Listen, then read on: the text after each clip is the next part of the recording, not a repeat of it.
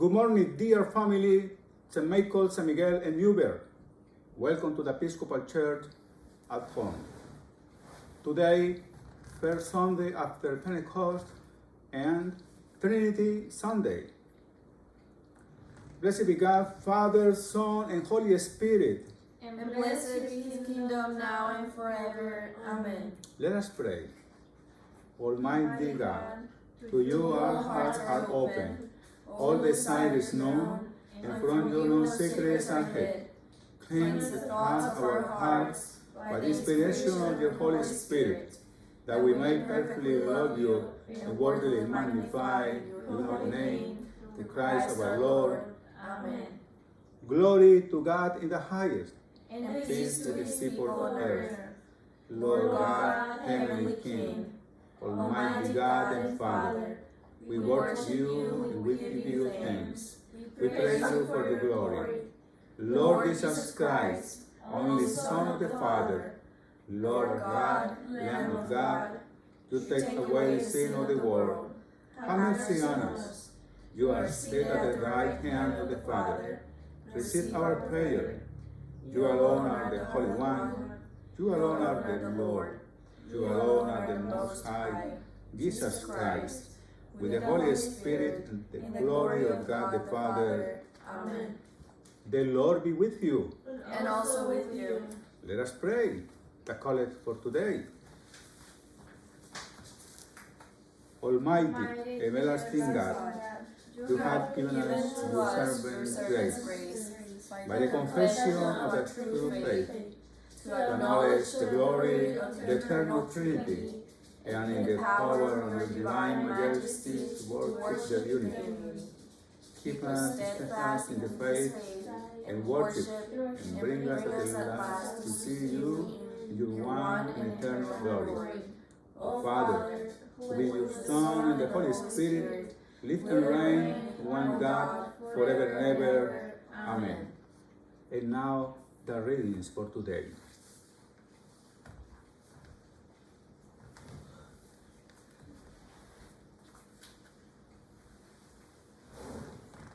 The first reading from the book of Genesis. In the beginning, when God created the heavens and the earth was a formless void, and darkness covered the face of the deep, while a wind from God swept over the face of the waters. Then God said, "Let there be light," and there was light. And God saw the light was good, and God separated the light from the darkness. God called the light day, and the darkness he called night. And there was evening, and there was morning the first day. And God said, "Let there be a dome in the midst of the waters, and let it separate the waters from the waters." So God made the dome and separated the waters that were under the dome from the waters that were above the dome. And it was so.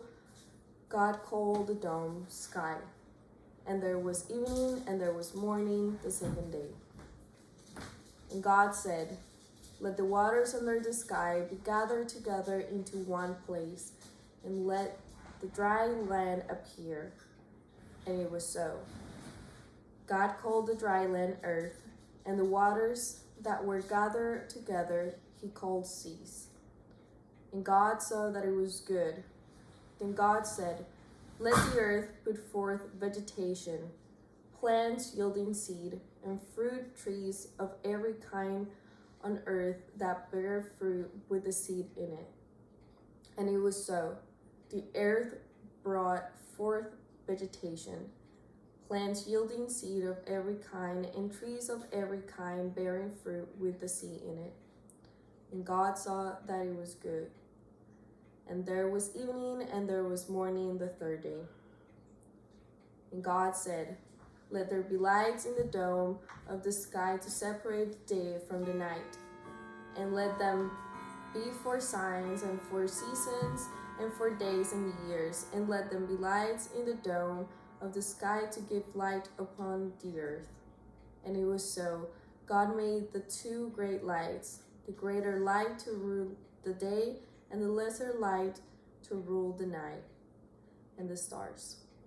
God set them in the dome of the sky to give light upon the earth, to rule over the day and over the night, and to separate the light from the darkness. And God saw that it was good, and there was evening and there was morning the fourth day. And God said, "Let the waters bring forth swarms of living creatures, and let birds fly above the earth across the dome of the sky." So God created the great sea monsters and every living creature that moves of every kind, with which the waters swarm, and every winged bird of every kind. And God saw that it was good. God blessed them, saying, "Be fruitful and multiply, and fill the waters in the seas, and let the birds multiply on earth." And there was evening and there was morning the fifth day. And God said, "Let the earth bring forth living creatures of every kind, cattle and creeping things, and wild animals of the earth of every kind." And it was so. God made the wild animals of the earth of every kind, and the cattle of every kind, and everything that creeps upon the ground of every kind. And God saw that it was good. Then God said, "Let us make humankind in our image, according to our likeness, and let them have domination over the fish of the sea, and over the birds of the air, and over the cattle, and over all the wild animals of the earth, and over every creeping thing that creeps upon the earth." So God created humankind in his image. In the image of God he created them. Male and female he created them. God blessed them, and God said to them, "Be fruitful and multiply, and fill the earth and subdue it, and have dominion over the fish of the sea, and over the birds of the air, and over every living thing that moves upon the earth." God said, "See, I have given you every plant yielding seed that is upon the face of all the earth, and every tree with the seed in its fruit.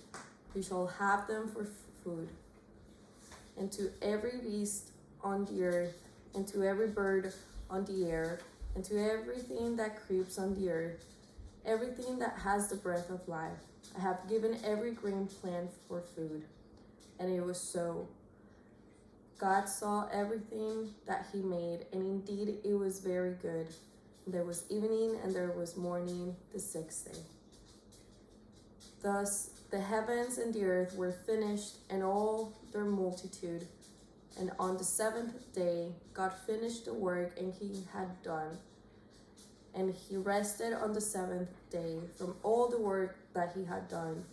So God blessed the seventh day and hallowed it, because on it God rested from all the work that he had done in creation. These are the generations of the heavens and the earth when they were created. The word of the Lord. Thanks be to God.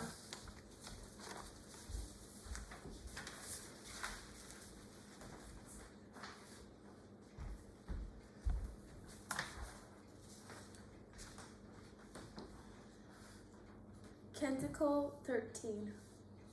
Glory to you, Lord God of our fathers. You are worthy of praise. Glory to you.